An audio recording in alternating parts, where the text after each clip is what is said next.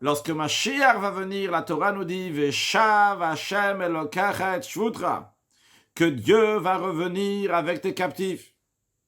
Il faut comprendre, la Torah aurait dû dire que Dieu va ramener tes captifs.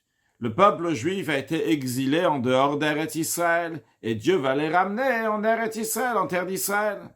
Mais pourquoi dire que Dieu lui-même va revenir avec les captifs? Le commentaire de Rashi nous donne deux explications.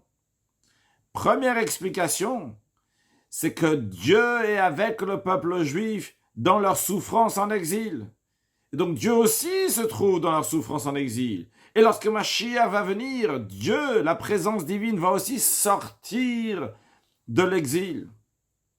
Ça, c'est une chose. Une deuxième chose qu'on apprend de là, c'est que lorsque Mashiach va venir, c'est quelque chose de tellement difficile de ramener chaque juif individuellement de l'endroit où il se trouve en terre d'Israël. C'est la raison pour laquelle qu'on dit c'est Dieu lui-même qui va aller chercher chaque juif, comme si qu'il est Ochez Beyadav Mamash, Rashi nous dit, comme si qu'il prenait la main de chaque juif individuellement, comme le prophète dit Va'atem teluktu Achad Bnei Israël, que chaque juif individuellement va être pris, sorti de l'exil. Et pourquoi Rashi nous souligne les mots Beyadav Mamash, avec ses mains vraiment, concrètement?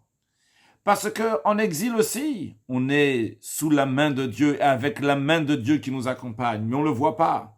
Mais lorsque Mashiach va venir, Beyadav, les mains de Dieu, et comment Dieu nous dirige, c'est mamash, concrètement, on va pouvoir le voir.